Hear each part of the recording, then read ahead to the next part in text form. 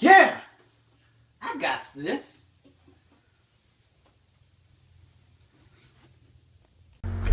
Hey, what is up? It's Benny here.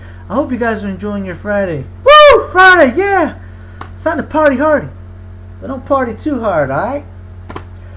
As you guys noticed, I opened up the episode with a New Year resolution that I'm working on. And it's to relearn how to play the viola. I'm gonna start every episode that way, or I may just do a cheesy intro. I don't know. Like I said, I still have to figure out what exactly I'm gonna do with the schedule wise, but I do plan on starting most of the episodes with something I'm working on.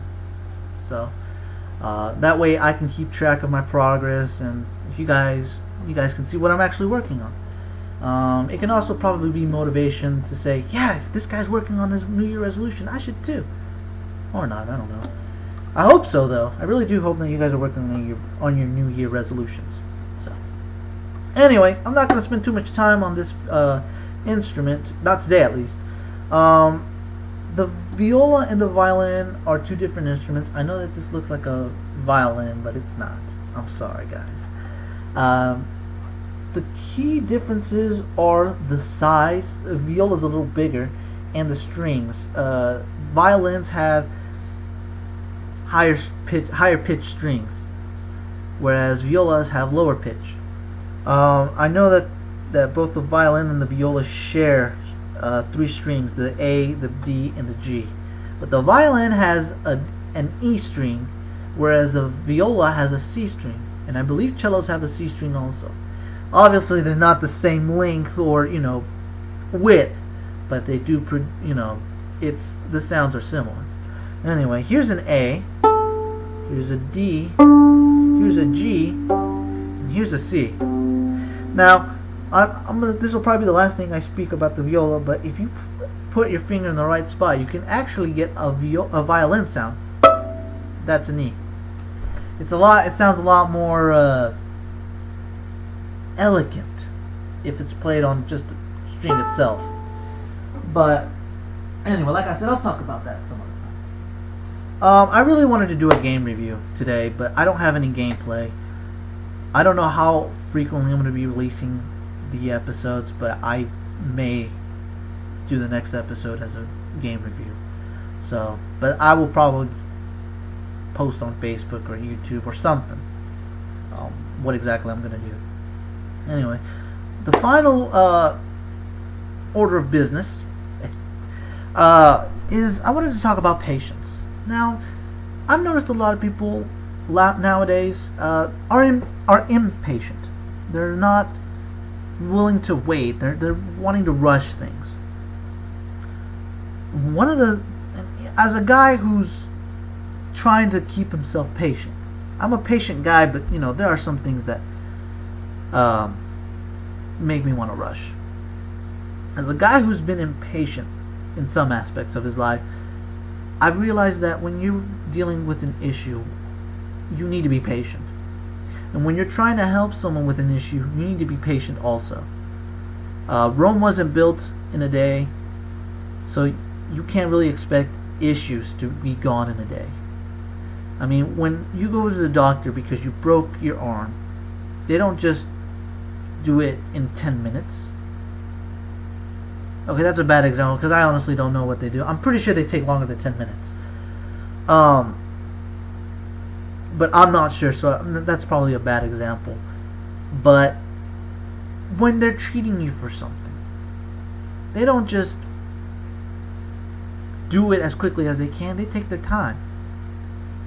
Now, they might do it quickly, but that's because probably they've had experience. The doctors, you got to be a doctor for a while. You're a doctor for a while, you're going to know exactly what to do. So you might do it quickly. But they still do it, carefully. They don't just rush in and, oh, it's fixed, ta-da. No, they make sure that everything is okay. That's how you should approach issues. when you're dealing with an issue, you have to be patient, and you have to accept the fact that as much as you want it to no longer affect you, it lingers around for a little bit. Issues do not disappear overnight unless you're absolutely lucky. If you're not, though, it'll be a while. That's basically comparing it to the cast of a broken arm. You break your arm, they help you, they patch it up, and then you got to keep it in a certain position. Sometimes it's just like that, sometimes it's like that. I don't know exactly. Like I said, I haven't had my arm broken or leg broken, thankfully. But they give you responsibility in taking care of that hand. That's how issues are. People may come to help you out, and if they do, that's great. But don't expect things to be, done. Expect things to expect the issue to slowly disappear, whatever you want to call it. That is how you will be able to really get over your issue. Because if you try to rush things and try to get this off your mind quickly, you're not going to do a good job, and you'll end up leaving some details that you didn't really think too much about pending, and then the issue will just open right back up. As a guy who's been dealing with issues, I've realized you got to be patient. Now, as a guy who's also helped deal with issues, and I'm not saying I'm a psychologist or anything, okay?